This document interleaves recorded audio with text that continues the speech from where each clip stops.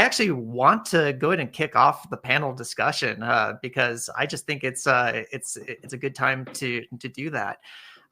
So I'm gonna welcome Jason back up on the stage. Hey, Hello. look at that! Look at us, all of us together. Hello. Yeah, Jason, we met in real life already in the conference. I imagine you two have overlapped, not just in like thematically, but in real life lots of times as well. so like, you know, in this whole idea of work, I can't separate how personal it is in so many ways, right? Because our jobs are in some ways our identity, even though we tell ourselves that it's not our entire identity. But at the same time, you know, we do engage in it. It's where we spend a lot of our times. And if we don't enjoy what we're doing, it really impacts us as people. What would you consider, you know, letting someone know who is getting into the job market or is looking for a new job after getting laid off? Like the idea of like, what are my next steps? How can they be true to themselves to make, you know, like Jason, you mentioned this, the authentic self, you know, which is a very overloaded term, but how do we proceed authentically and not out of desperation? Because desperation can make us, you know, work with compromises. So I'm just curious, what sort of advice do you have for someone who feels stuck or someone who's in transition? What's the next best step? And again, I think further to what I shared earlier about, you know, my current situation, I was really kind of almost sick to my stomach at the prospect of it because it felt like a bit of a step back, and I didn't actually know what I was missing. You know, that sometimes you just don't know. I think part of the problem is we don't know until we try. Sometimes we can know for sure, like we don't want to go back to doing that thing that we hated. And so we try and take that off the table, but it might have just been that particular time, that particular place, some people. And in the future, maybe you might want to revisit it as a different evolved version of yourself. So I think it's really hard to know. I think it's super hard to know because I think one of the things, and it's interesting around Christine's stuff, because I was thinking about it going, you know, I was going to say like, yeah, I realized that I didn't want to do that. That's part of the reason I didn't want to do the book and do all the courses and all those kind of stuff. There's some stuff around the identity. Well, for me, I was a big part of the identity of the product stuff. And when marketing wasn't working, it was hurting me. However, like in the future, that I might have a different relationship to it. It might not have been the right product. I just don't know. And I think there's, unfortunately, the struggle I have, and one of the reasons I kind of was a bit against kind of doing the book, is because people are looking for quick fixes and quick answers to these questions, and you don't really know. You have to feel it out. You can have something, you can kind of work with a coach, you can work with therapists, you can kind of do some self-reflection and get a bit of guidance, and you set a path and you say, I think I'm going to do that. Let's try it. Let's put the energy in. But at some points you're going to hit resistance. At those points when you hit resistance, it's hard to discern excitement with gut-wrenching anxiety. They have similar feelings, and it's really hard to know which is it at that time. And so it's I don't know, the complex answer is it's really hard to know for sure. And the more work you do on yourself, you can feel it out a bit more, I believe. It's a feeling out thing. You can rationalize it as well, maybe, and you can look back, you get feedback, you can feel into it. But I think it's a little bit of trying the things as well. And the problem is when people are in that thing, and typically they've been on a particular career for so long, and then suddenly, poof, it drops away from them. They're kind of go, oh, they're desperate for that next thing. Like they're not going to get something that's the same because they've been on a long journey to get to that point. So that's where it gets really hard. And you know, prior to layoffs and all these sorts of things, you know, this typically happens in sort of midlife, right? Because people go into their second or third careers and everything's going on with family, sandwich generation, and all those sorts of things. So there's a lot going on that you suddenly like desperate for clarity, and it's not. And people will sell you things that will get you there, and it might push you into those areas, and then suddenly it might not be right for you down the road. So yeah, I think that unfortunately it's a harder, slower process, and people don't want to invest in that. I love that. And Christine, I think you're uniquely suited to answer the question too, because you hit a lot of obstacles and friction on the way, knowing like, oh, I need to upskill in this area. Oh, I need to learn about this. Oh, I need to be responsible for that. Um, like what sort of things, should someone consider, to make sure that they're making a good decision that reflects their values, as opposed to just overloading themselves with responsibility. Like, you mean when they're looking for a new job? Yeah. So I mean, I find I'm a bit hesitant to give advice for job hunting, because I don't think I've ever been job hunting in the last 15 years. Good point. So, I mean, I think when I started, the job market was actually really bad. And I think it was a good start for me, because I have since then ever been very grateful for recommendation and jobs. So it was like you had to do these internships and this stuff, and you earn that, and then you work your way up. So sometimes it's like, I'm like, oh, it's great, it just became better. And the only thing I can say that I've taken away is it's more about freelancing jobs that I took, that I can talk about. Whenever I took them, and whenever I was in a meeting and I had a bad feeling and I did it for the money, I was like, no, the money is good, the project, I can do this. It was in 10 years of freelancing that I did before Moon Learning. I can remember 3 clients that were horrible, and the rest were lovely and amazing. But I still remember those 3, and I still get like when I talk about them. It's like, it's a really awful feeling, and it leaves you really like, it's really bad. And and all of those 3 clients, the first meeting I had, my gut feeling was saying, that doesn't match. And I'm not saying they're terrible people. I'm sure they would find another designer, another person that would have matched with them perfectly. But I went in anyways because I wanted the money, and also, you also have to be in a situation where you have family, you have responsibilities and stuff. At the time I didn't. I could have said no, and I still didn't. But so whenever you can, like, listen to that gut feeling, because I don't think it's just some weird feely thing. It is something that you've learned over the years, and you just can't pin it down when you see those red flags. And you have it in life, with people, with work, and it comes from it's not weird. It comes from something that you've learned. So I would say, like, listen to it. And it's sometimes hard to distinguish. Is it my gut feeling telling me this is not for me, or am I just scared to go the next step? That's sometimes where I find it tricky, and that's you've got to figure it out. Oh, that's fantastic. Thanks for sharing that.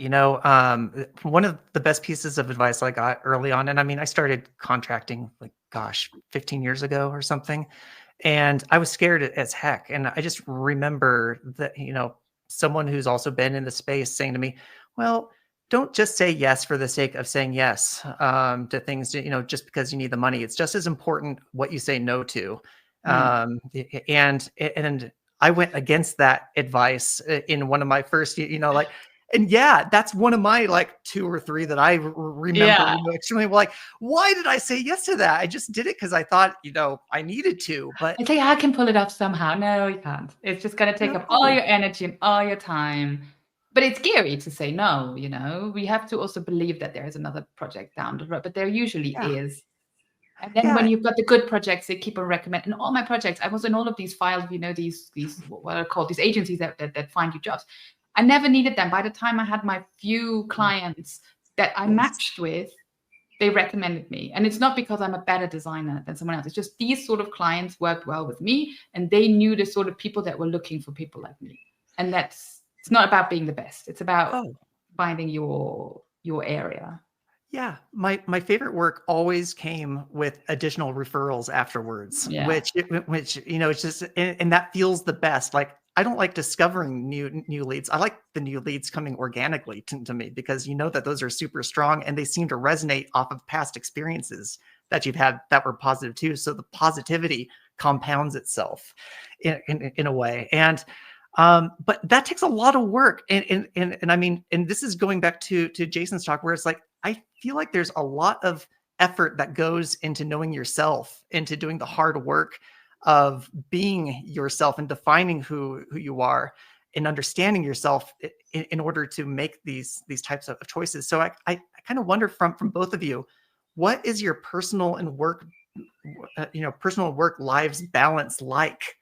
Because it seems like, if if we focus so heavily on trying to figure out who we are and being related to, to our values and passions and all that, we could spend a lot of time just thinking about work, and then our work becomes us and vice versa. That's a little scary to me. Do you find that there's a mismatch in your balance there? Yeah. Shall I go first? Yeah, you go for it. Well, it's very funny. I had an interview the other week where someone asked me that. So like, I love mixing work and life, and it's what makes me very happy. And I identify too much with my work, but I think as a designer, it's also quite normal. And because I chose it myself and I shape it myself. But it also doesn't only mean that my work goes into my private life. So for example, I was at Christmas, I was in a really nice hotel and I was writing on the book, and I was working at the bar, and people came past me all the time being, oh, I'm so sorry, you've got to work. And I'm like, no, this is amazing. Like the kids are away, like everybody's gone, and I'm just like sitting here and I'm doing the stuff that I like. So I really enjoy that. I always take my laptop, and if I have a little bit of time in a cafe or something, I work, and I really like that. But it also means in the morning, I take an hour to do my sports every day. It's like my holy little hour, and I don't let anybody interfere with it. It's like a business meeting I have in my calendar with myself, and then I'll function better afterwards. So I like, it goes both ways, and I personally really, really enjoy that. But I also think, again, it's what Jason says, you have to know yourself. Some people, they need a boundary. They need that office. They need to leave that laptop in the office and then come home, because otherwise it just doesn't feel right. There's no right way. But I love mixing work and life. My favorite thing ever. Absolutely.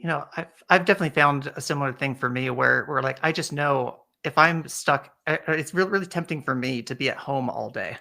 Because I have a nice office, I have a nice desk, I have a great setup here, but I've learned about myself that I can't be cooped up at home, or else I get really introspective and I get really insular. And so what I have to do, so I've just, built into my routine that, like, when I drop off my kids to school, I just jump by the nearest cafe or like a cafe that's nearby and just spend my first hour there, because it helps to break things up. It adds a little personal space to things, but I'm still working, it's still, in a part of my responsibilities. Jason, do you have, things that like you do that keep you balanced? More so now, but I still struggle with it, to be honest. And a lot of people say you got to fix yourself before you help fixing other people, and I'm like, no, it's all in parallel for me. It's like I'm still an ongoing project. It was funny, as you asking this question, I had to turn you down because my wife was just coming back, and I was like, okay, there's a different answer. But I was thinking about this recently, because my mother and father were entrepreneurs and had their own business and stuff. And actually, my dad was a workaholic, right? It was hardly ever there, like kind of doing things all the time. And I was thinking about that. I was like, shit, how did I end up in the similar spot? There's a kind of point. And then I used to think of that as a negative framing. People often think about it as a negative framing. So, I think that it's different maybe when you're doing something that you actually enjoy, and there's aspects of design that are really, really pleasurable, or the different things that we do that really feed your soul. And there's a different degrees of expression, but you're solving problems, and that's kind of quite satisfying in different ways. And socially, for sure, I have so many friends in the community and peers, and for me, I actually kind of interact with people better in a social capacity when it's work related. The work, the social object is better for me. I'm not very good in kind of like typical male situations where they want to talk about soccer, football type stuff. But talk about, except if it's a certain type of music, then that's maybe something, and a certain type of hobbies. But otherwise, having that anchor of the thing that I'm actually interested in, kind of, you can create relationships around that. And so it comes up all the time in the coaching, because I say to people, I say, when I introduce, how I work, I say, I understand how much of therapy they do. And I say, I do coaching and mentoring and stuff. And some of what I will cover is like a holistic part of you. I won't go into the therapy stuff. And that area is a bit of a gray boundary. Yeah, absolutely. But in the entanglement of the way design is, that work and that personal life is so entangled. It's like you can't easily discern them at times. And I think there are ways to be more healthy with it. And I've certainly have been very jealous of like freelancers and contractors who can just clock off and then just be really good when they're there and then just kind of get on with it. And I massively respect it. But like for me, some of the broader creative act is the thinking in between, is the like I was literally just cooking earlier just before I came back here, and Nice. I'm like, oh yeah, I'm fizzing with ideas and kind of like listening to Christine and stuff on the Sonos system, and I was like, there's something there, and the brain is operating in a different way, and so like it's kind of a bit of a blur for me. However, I've got to try and I do try to kind of do more things for myself and for the family and different things. It's just that when you do so much on the work stuff, it's not fair on your partner to not help with all the other stuff as well. So I'm trying to do more. Midlife crisis is happening, and trying to do more things and all of that stuff. Yeah. I could wax on all day about about all of that. Absolutely. I like to think about career paths as just being part of our personal stories in general too, right? We all have stories. We all come from different backgrounds. We all make different decisions that lead up to where we are. And we all have these, just like a good story, we have these inciting incidents that change everything, right? Like that's a bookmark where everything kind of pivoted and changed a bit. And for me, like I remember realizing I was miserable working in offices, and I just figured I was wired wrong. Like I'm broken because everyone else can work in an office. But then it was only after I realized that my dad worked for himself, his uncle worked for himself, both my grandfathers worked for themselves, my brother worked for himself. Oh crap, everyone that is directly related to me has in their blood that they work for themselves. Ah, ding, that was my inciting incident. It was like, a revelation to me that like, oh, it's not that I'm wired wrong, I'm just wired differently to do something else. Have you both had similar types of inciting incidents in your career paths that changed everything? Because the reason I ask you two specifically is because you both have spearheaded, ambitious things that are your own pathways. And so something must have happened to click to say like, I'm making this, I'm leaning into this. So I'm just curious, Christine, I'll start with you. Like going solo, that had to be a big choice. What brought you here? It was always something I wanted to do, and it was more that I had to be brave enough to do it. And I had this really funny moment because I watched Pablo Stanley, which I'm sure most of you know if you're designers. I watched his videos when I was a junior designer, and I was like, that must be so cool to just make this stuff. And so I always wanted to do the videos, and then I started making the videos, and then I got, and as I said, I think it's these little moments. I did some really nerdy weird thing where you connect Figma with an API, and then Figma saw it, invited me to speak at their conference in San Francisco, and there was Pablo. And we were at a table, and we had to say why it was a little meeting, how we started our work. And I said, Pablo, I started my work because I watched your videos. And he was so touched, he almost burst out in tears. He was like, oh, that's so amazing. And so it was a really lovely moment. So I think it was a lot of people that inspired me online. And it was really great because I met all of them. And then another pivot point for me was doing the conferences. And so I want to say thank you to Smashings, to Vitaly, to Karis, and to Jared, and to everybody being so nice, because it's something that I didn't think I was. I thought I'm just a bit quieter usually as a person. So I thought you can't be on a stage. You have to be like very different. And being a woman, and there were so many things I thought I can't do that. And so for me, it was a lot of the time other people that were there encouraging me and opening these doors, and it just opened such a nice thing inside you that you're like, oh, I can be myself and just do that the way that I do it. Like, I can just talk about things the way I enjoy talking about them. That's a beautiful answer. And I think it also just shows how brave you are in lots of ways to try new things, to recognize that there's opportunities and not to shy away from them, but to embrace them. I think speaking, is a great example of that you've done lots of these conferences now, and that you've become, like a well experienced speaker and educator in this space. Oh, I do. And that just, is like a testament to that, to how we can discover more about ourselves in expanding, our idea of what it is we are by the opportunities that are presented to us. Jason, similar, right back to you. What sort of inciting incidents have I brought you to this point of where you there's are? probably quite a few. I was just reflecting on some, I think.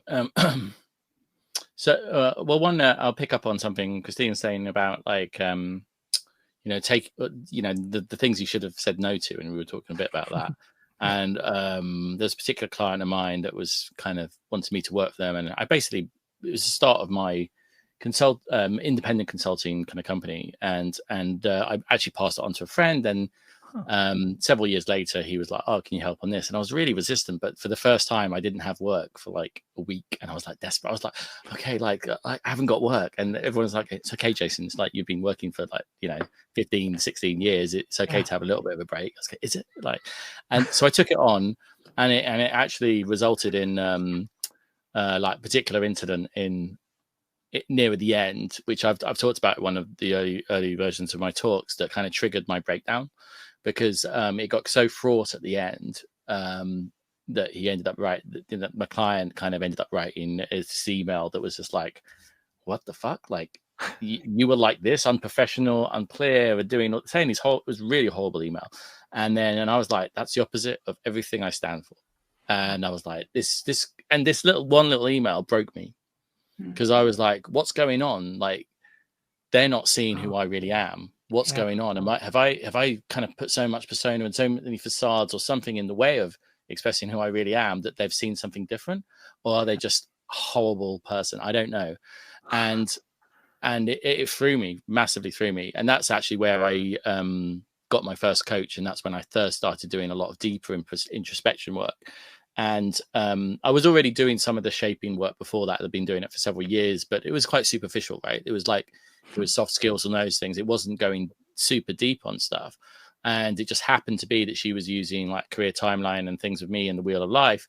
And I saw all these things. It was laid out in front of me. And I was like, "Oh, right. Yeah, this is kind of what I do for other people, but this is going a bit deeper."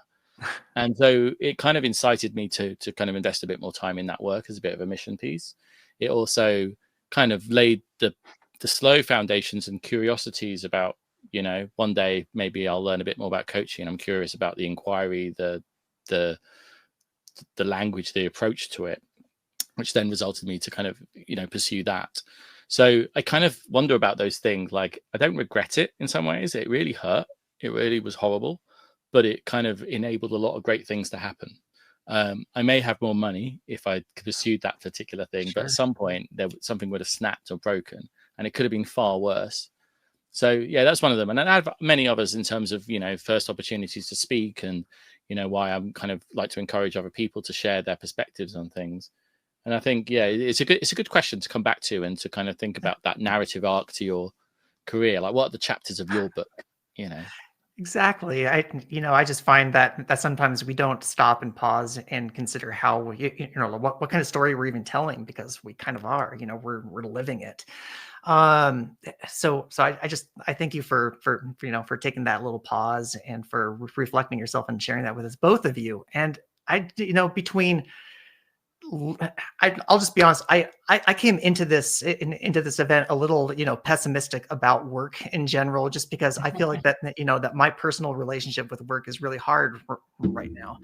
And but from Silke's print and presentation, I feel that the market isn't quite as doom and gloom as what I've seen, or from what my perception of it is. Jason, like, understanding the core of who we are and being true to ourselves in our work, and that we can have authenticity and meaning and purpose behind the things we do. And Christine, that we have a lot of power and opportunity that we can harness and put to work ourselves, and to own our own like trajectory.